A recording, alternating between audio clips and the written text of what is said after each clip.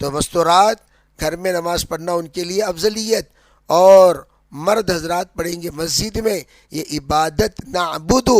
علماء نے عجیب بات فرمائی، دیکھیے انفرادی نماز پڑھ رہے ہیں، آپ الگ آپ الگ آپ الگ آپ الگ، لیکن آپ کیا کہہ رہے؟ اے اللہ ہم تیری ہی بات، ہم کہاں میں، عربی میں تو ہیں لیکن ہم کہاں؟ پتہ چلا اللہ کی مدد حاصل کرنے کے لیے اجتماعی عبادت چاہیے، انفرادی عبادت کافی نہیں ہے۔ ایک آدمی عابد بن گیا، دوسرے سب کے سب غافل بن گئے، تو ایسے موقع پر اللہ کی مدد متوجہ نہیں ہوگی۔ ایک نہیں، سب کو بننا پڑے گا۔ اگر تمہارے گھر میں بے برکتی ہے، تم اللہ کی مدد حاصل کرنا چاہتے ہو، تمہارے گھر کے تمام احباب کو عبادت والے بننا ہوگا، تب جا کر اللہ کی مدد متوجہ ہوگی۔ ایک ابو نماز پڑھ رہے ہیں، امی بھی نماز پڑھ لیتی ہیں، اور تم اجے ہم کبھی کبھار پڑھ لیتے ہیں، ایسا نہیں۔ ابو بھی نماز پڑھیں گے، امی بھی نماز پڑھیں گی، تو بھی نماز پڑھے گا، تیری بہن بھی نماز پڑھے گی، تب جا کر اللہ اس گھر میں برکت نازل کریں گے۔ ایک کی عبادت سے برکتیں نازل ہونے کا فیصلہ نہیں ہوتا۔ حدیث پاک میں فرمایا، جس وقت اللہ تعالی ہلاکت کا فیصلہ کرتا ہے تو سب کو ہلاک کر دیتا ہے۔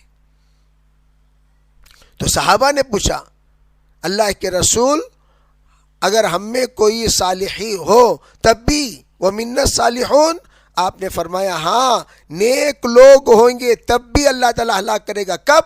وَإِذَا كَثُرَ الْخَبُثُ، آپ نے فرمایا جس وقت خباثت غالب آ جائے۔ اب گھر کا اندر دیکھو، حضرت برکت نہیں برکت نہیں برکت نہیں برکت، ارے بھائی برکت ضرور ہوگی، کب؟ جب سب کی حرکت ہوگی، سب کے ہاں کوئی معذور ہے، یہ الگ بات ہے، معذوروں کی طرف اللہ کا حکم متوجہ نہیں ہوتا، لیکن جو لوگ موجود ہیں ان پر تو اللہ کا حکم متوجہ ہو رہا ہے۔ میں تو کیوں نہیں نماز پڑھتا؟ ایک بے نمازی کی نحوست جب دائیں بائیں آگے پیچھے سب گھروں تک پھیلتی ہے، ارے بھائی تمہارے گھر میں نہیں پھیلے گی؟ تو برکات وہ حاصل ہوتے ہیں اجتماعی عبادتوں سے۔ تو اس لیے ہم کیا کہتے ہیں؟ ایاک نعبد، ہم سب عبادت کر رہے ہیں اے پروردگار تیری، و ایاک نستعین، ہم سب تجھ سے مدد طلب کرتے ہیں، تب جا کر اللہ تعالیٰ کی رحمت خصوصی تمہاری طرف متوجہ ہوگی۔ تو اس لیے کہا اجتماعی عبادت کے بعد دعا بھی ہے، اجتماعی عبادت کے بعد نماز کے بعد دعا بھی ہے۔ لوگ پوچھتے نماز کے بعد دعا، ارے اللہ کے بندو، 2 وقت تواتر کے ساتھ روایتوں میں ثابت ہے، تہجد میں اللہ ضرور دعا قبول کرتا ہے، اور ہر فرض نماز کے بعد بعد کل صلاۃ مکتوبہ اللہ ضرور دعا قبول کرتا ہے۔ تو آپ جو ہی آپ ظہر عصر مغرب عشاء پڑھو، بیٹھ کر دعا کرو، عورتیں گھر میں دعا کریں، مرد حضرات مسجد میں دعا کریں۔ سرکار دو عالم صلی اللہ علیہ وسلم نماز کے بعد اورات پڑھتے تھے، اللہ اکبر۔ ایک صحابی کہتے ہیں، ارے بھائی بعض مرتبہ ہمیں پتہ چل جاتا تھا نماز ہوگی کہ نہیں ہوئی۔ پوچھا کیسے پتہ چل جاتا؟ فرمایا کہ نماز کے بعد سب صحابہ مل کر اللہ اکبر پڑھتے تھے۔ کیا پڑھتے تھے؟ تو اتنا زور سے اللہ اکبر پڑھتے تھے کہ آواز گونج اٹھتی تھی۔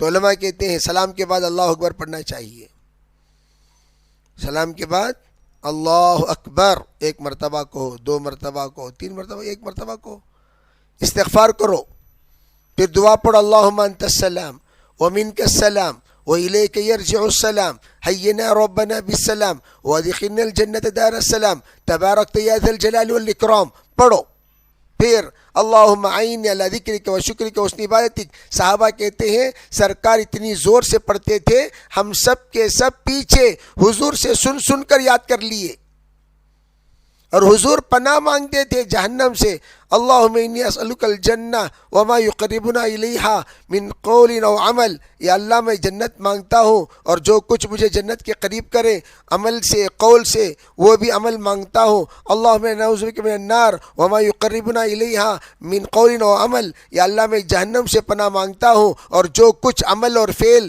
جہنم سے قریب کرے اس سے بھی پناہ مانگتا ہوں۔ اور اللہ کے رسول یہ بھی دعا کرتے تھے، اللہم اکفنی بحلالک عن حرامک واغننی بفضلک عمن سواک۔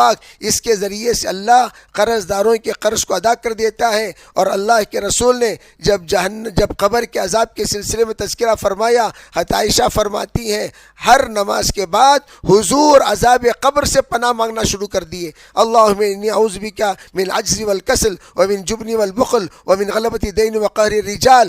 آپ یہ بھی پناہ مانگتے تھے اور یوں کہتے تھے اللہم انی اعوذ بک من عذاب القبر ومن فتنة مسیح الدجال، یا اللہ عذاب قبر سے بھی اور دجال کے فتنے سے میں پناہ مانگتا ہوں۔ جیسا دجالی عنوان ہمارا چل رہا تھا اس میں یہ دعا کا اہتمام کرنے کا حکم دیا۔ ہر نبی پناہ مانگتے تھے، ہر امتی کو چاہیے کہ وہ بھی پناہ مانگے اور یوں کہے وَمِن فِتْنَةِ مَحْيَا وَالْمَمَاتِ، یا اللہ زندہ اور مردہ ہونے کے فتنے سے بھی ہماری حفاظت فرما۔ کیا مطلب؟ بعض لوگ ہوں گے دجالی، جیسے کہ کرونا بھی ایک دجالی فتنہ ہی ہے۔ جس کو چاہتے ہیں ہاسپٹل والے ڈسچارج کرتے ہیں، جس کو چاہتے ہیں ہاسپٹل والے اس کو مردہ بنا کر کفن پہنا کے دے دیتے ہیں۔ تو یہ بھی محیا والممات کا فتنہ ہے۔ دجال بھی کیا کرے گا؟ جس کو چاہے گا زندہ رکھے گا، جس کو چاہے گا مردہ بنا دے گا۔ لیکن جو اس کے جہنم میں گیا وہ جنت میں گیا، جو اس کے جنت میں گیا وہ جہنم میں گیا۔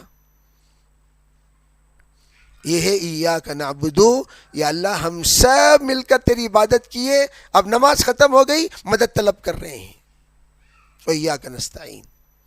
تو اس سے کیا پتہ چلا؟ عبادت کے بعد دعا کرنی چاہیے، ہر عبادت کے بعد دعا۔ دیکھو جو حج کو گئے ہیں وہ جانتے ہیں، طواف کے بعد نماز دعا، سعی کے بعد نماز دعا، صفا کو آئے دعا کر رہے ہیں، مروہ کو گئے دعا کر رہے ہیں، صفا کو آئے دعا کر رہے ہیں، مروہ گئے دعا کر رہے ہیں، صفا کو آئے دعا کر رہے ہیں، مروہ گئے دعا کر رہے نہیں کرتے؟ کم از کم 10 منٹ تو دعا کرنا چاہیے، بے نیازی کے ساتھ نہیں۔ اللہ کے رسول رمی جمرات کیے، پہلے شیطان کو کنکر مارے دعا کر رہے ہیں، دوسرے کو کنکر مارے دعا کر رہے ہیں، تیسرے کو مارنے کے بعد دعا نہیں، دعا ہی دعا۔ عرفات کے میدان میں اللہ کے رسول صلی اللہ علیہ وسلم آدھا دن دعا کیے ہیں۔ دعا بہت اہم عمل ہے، اور وہ دعا آج کم ہوتی چلی گئی، ہم دعا ہی نہیں کرتے۔ میں تو خواتین سے کہا کرتا ہوں، ارے آپ اپنے آنسو اللہ کے سامنے بہا کے دیکھو، تمہارے آنسوؤں کی قیمت کیا ہے وہ ہم خود نہیں جانتے۔ حضرت محمد ابن اسماعیل امام بخاری رحمۃ اللہ کے والدہ محترمہ نے جس وقت نابینا بچے کو جنم دیا، امام بخاری نابینا بچے کو جنم دیا، تو ایک آہ نکالی، کہنے لگی اللہ میں نے نابینا بچے کو جنم دی ہے، یا اللہ یہ بچہ کیا کام آئے گا، کیا کام آئے گا، کیا کام آئے گا، بینا ہوتا تو کچھ کام آتا۔ اللہ سے مانگنے لگی کہ اللہ اسے بینا بنا دے، اسے بینا بنا دے۔ مادر زاد نابینا کو بینا بنانے کی دعا کی انہوں نے۔ کتنی دعا کی؟ 1 2 3 4 نہیں، مسلسل 6 سال، ہر رات، ہر تہجد، ہر نماز میں ایک ہی دعا، یا اللہ بینا بنا دے، بینا بنا دے، بینا بنا دے۔ معصوم بچہ بازو بیٹھ کر آمین آمین آمین کہہ رہا ہے۔ 6 سال کا عرصہ گزر گیا۔ حضرت ابراہیم علیہ السلام خواب میں آئے، کہنے لگے اللہ کی بندی، اللہ نے تیری سن لی۔ کیا دیکھتے ہیں؟ اٹھا تو کیا دیکھتے ہیں کہ اللہ نے روشنی دے دی۔ تو ہر انہونی کو ہونی کرنے کی طاقت ماں کی دعا میں ہے، ماں کی دعا میں وہ قوت ہے، وہ طاقت ہے۔ کل جلسے میں کہہ رہا تھا رات شام کو، ہماری خواتین ہمیشہ اپنے بچوں کو نکمے کیوں سمجھتی ہیں؟ ابھی نکما کیوں سمجھتی؟ اسے کچھ نہیں آتا، اسے کچھ نہیں آتا۔ ماں اگر نکما سمجھ جائے اپنے اولاد کو، کون اسے آ کر کامیاب انسان سمجھے گا؟ ماں ہمیشہ اپنے بیٹے کے حق میں اچھی نیت، اچھی دعاؤں سے نوازتے رہنا چاہیے۔ ماں سے بڑھ کر کائنات میں اس کے لیے خیر خواہ کوئی نہیں، اس کے لیے خیر خواہ اپنے والدین سب سے بڑے خیر خواہ ہوتے ہیں، تو اس کے حق میں خوب دعاؤں سے نوازو، اور وہ دعائیں فرض نماز کے بعد کیا کرو اپنے بچوں کے حق میں، تو انشاءاللہ تمہاری دعائیں بہت رنگ لائیں گی۔ اور یہ بھی میں نے بتایا، اس وقت شوہر کے حق میں بیوی سے بڑھ کر کسی کی دعا، ایک تو اس کے ماں باپ تو ہے ہی، لیکن سب سے زیادہ فکر شوہر کے بارے میں بیوی کو ہوتی ہے۔